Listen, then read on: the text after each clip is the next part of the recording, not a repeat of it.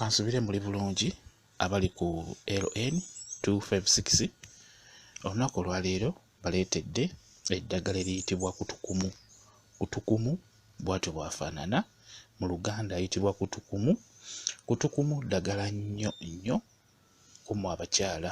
Kutukumu oyo osobola omweyambisa okukyalira ensiko bulungi nnyo.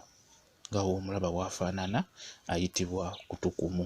Kutukumu kugambye ng'omukyala osobola omweyambisa okukyalira ensiko, osobola omweyambisa okusika abalongo. Mulungi nnyo mu kusika abalongo. Omukozesa otya? Onoga otukoola. Onoga otukoola otwo tw'olaba, onogako otukoola bulungi nnyo, ofuna otukoola nga tuwerako. Omala otufuna n'otuyengera mu ngalo bulungi nnyo. We tugonda olaba nti tugonze, otuyengera ddala mu ngalo bulungi nnyo, n'otuyengera ddala ne tugonda. Kati we tugonda otandika okukwatamu ebyo by'oyenze nga bw'osika. Okwatamu nga bw'osika, agenda kuba akuyamba bulungi nnyo abalongo abo okuvaayo obulungi, nga wanvuwe bulungi nnyo, ate babeere bagazi. Ng'era bw'omulaba naye akula bulungi nnyo akula agaziwa ng'era bw'omulaba. Kugambye ayitibwa kutukumu, mulungi nnyo ku nsonga eyo ey'okukyalira ensiko oba okusika abalongo.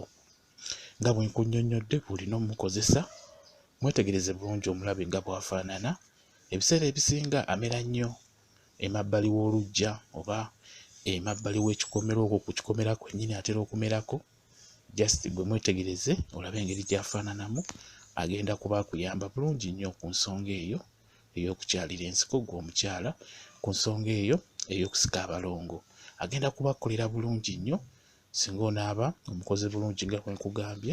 Just omuyengera mu ngalo n'otandika okukwatamu ebyo by'oyenze nga bw'osika, okwatamu nga bw'osika, agenda kuba akkolera bulungi nnyo ku nsonga eyo.